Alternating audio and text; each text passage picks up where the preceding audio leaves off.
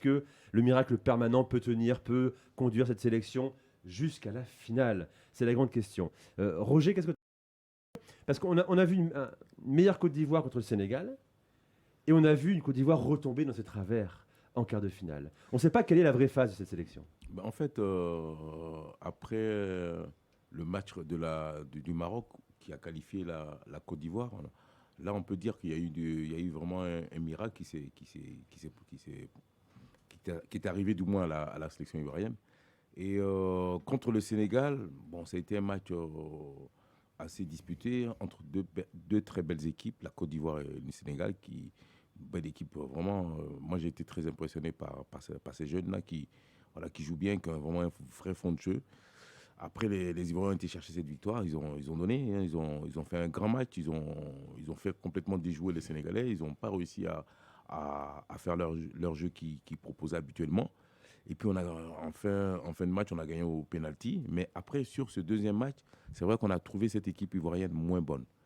Pourquoi? Parce qu'à mon avis, ils ont fait beaucoup d'efforts contre les Sénégalais.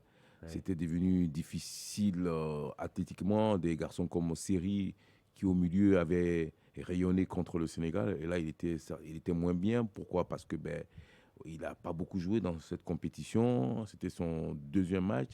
Et peut-être qu'il avait tellement été bon, il avait tellement donné sur ce premier match, qu'après il avait les jambes lourdes, donc il a été moins rayonnant. Après, c'était un peu difficile pour les Ivoiriens parce que les Maliens ont très bien joué dans les petits espaces, surtout au milieu de terrain. Après, ils ont amené de la profondeur avec leur attaquant qui a été le bourreau des Ivoiriens. Et heureusement qu'on l'a fait sortir en fin de match parce que ça nous a permis de monter après d'un cran. C'est vrai qu'on a tendance à penser que on gagne par miracle, mais je veux dire, ça a été vraiment dur. Mais à un moment donné, on ne peut pas que parler de miracle. Parce que c'est vrai que même si dans le contenu, c'était pas très bon, il faut le reconnaître. Mais il y a le cœur, il y a la rage, il y a la volonté de se dépasser. Il y a d'autres vertus où on a été très bon, comme l'agnac, la rage. Après, il y a eu quand même un dépassement de soi. Oui, c'est ça. Il y a eu beaucoup de courage. Donc, forcément, c'est vrai qu'on peut parler de miracle, mais on peut aussi mettre en avant le courage des Ivoiriens. La question, c'est est-ce que ça peut suffire dans une compétition à ce niveau-là, internationale? Ça peut suffire, on l'a déjà vu par le passé, notamment dans des Euros, des Coupes du Monde également. Ouais, mais à ce niveau-là, moi, j'ai quand même une confiance relative en les Ivoiriens, même si moi, j'ai toujours pas compris comment c'est passé, parce que là, moi, je trouve que c'est un miracle absolu, parce que même le but d'Adingra, l'égalisation, qui te remet la tête à l'endroit contre les Maliens, il y a quand même 2 rebonds, le gars, il se retrouve avec le ballon au bout du pied, il la pousse au fond.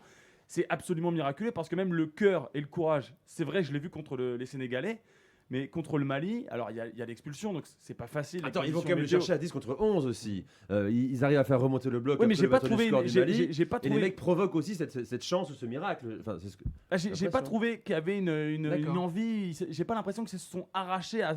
Il y a eu un moment quand même d'abattement, notamment après le but de Néné d'Orgelès. C'était même pas la désespérado. Il se passait pas grand chose et finalement sur un geste. Magnifique, une action magnifique de Simon Adingra, ça finit par égaliser. Donc là, tout à l'heure, Sébastien de Sabre en parlait, il y a le talent individuel, effectivement, tu peux pas trop lâcher contre cette équipe-là. Mais collectivement, moi, j'ai vraiment rien vu, parce que même le deuxième but, ça arrive quand même miraculeusement aussi. Donc effectivement, ça peut continuer, c'est impossible de pronostiquer, mais pour moi, c'est la moins bonne équipe même des quarts de finale que j'ai vu. Julien, tu rejoins Aurélien ou tu rejoins Roger? Je rappelle que tu vis en Côte d'Ivoire. Oui, la position n'est pas facile, vous imaginez. En plus, on est impliqué dans le foot ivoirien. Mais c'est vrai que cette équipe, pour l'instant, vit par le miracle. Mais retrouve petit à petit un petit peu de couleur et de valeur. Et c'est ce qu'il faut espérer, que ça puisse les porter et continuer à les faire avancer dans cette compétition. Mais pour le moment, c'est vrai qu'ils se sont retrouvés après un premier tour. Et moi, j'étais le premier... critique à trouver que cette équipe ne méritait pas spécialement de se qualifier.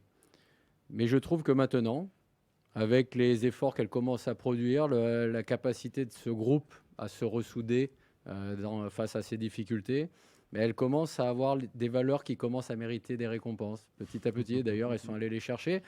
Et c'est surtout une équipe qui, par le talent, par tout ce qui est en train de se passer, rentre dans la tête des adversaires. parce que j'ai surtout vu un Sénégal déjoué contre la Côte d'Ivoire, ne pas jouer sur ses vraies qualités, ses vraies valeurs. Mais dès le tirage au sort, dès que l'affiche a été annoncée, on a senti que c'était un problème pour les Sénégalais. C'était le cas pour le Mali aussi, on l'a senti aussi. Et pour le Mali, on l'a senti différemment. Oui. C'est une équipe qui n'a pas cette maturité pour rester compétitrice. Il y a des joueurs de talent, mais il manque parfois un petit peu de mental, de rigueur dans ce qu'ils font, ce qu'ils proposent. On les a vus relâcher un petit peu, se dire ça y est, c'est enfin la fois où on va battre la Côte d'Ivoire. Mais à ce niveau-là, on ne peut pas se permettre de se relâcher avant la fin. Et ils l'ont payé. Rachid, t'es confiant ou pas? Alors, Tu dis qu'effectivement, ces valeurs-là qui sont en train de se construire, de courage, de mental, de force, avec la pression et le soutien populaire, ça peut suffire. alors, moi, je pense qu'effectivement, ça peut suffire parce que je suis d'accord dans la lecture d'Aurélien sur le match, notamment sur le quart de finale. Je ne savais vraiment pas en fait comment est-ce qu'ils allaient y arriver. On avait beau regarder le match avec tous mes amis, on se demandait comment ils allaient le faire. Mais ils ont deux expressions aujourd'hui que moi j'aime beaucoup. La première, c'est un cabri-mort n'a plus peur du couteau. C'est-à-dire que vraiment, ils ne devaient pas être présents.